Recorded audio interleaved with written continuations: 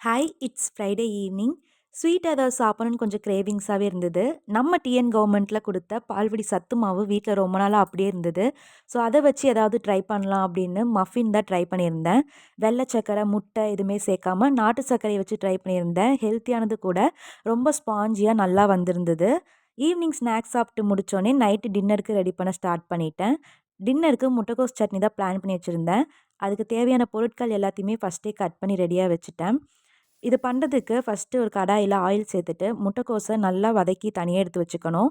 திரும்ப அதே கடாயில கொஞ்சமா ஆயில் சேர்த்துட்டு, உளுந்தப்பருப்பு, கடலைப்பருப்பு, கொஞ்சமா சீரகம், வெங்காயம், தக்காளி, பூண்டு, உப்பு, புளி, மிளகாய் இது எல்லாத்தையுமே சேர்த்து நல்லா வதக்கிட்டு, மிக்ஸி ஜார்ல சேர்த்து நல்லா நைஸா அரைச்சிட்டோம்னா, நம்மளோட முட்டைக்கோஸ் சட்னி ரெடி. நைட் டின்னருக்கு மொறு மொறுன்னு தோசை சுட்டு, அதுக்கு முட்டைக்கோஸ் சட்னி வச்சு சாப்பிட்டு கம்ப்ளீட் பண்ணியாச்சு.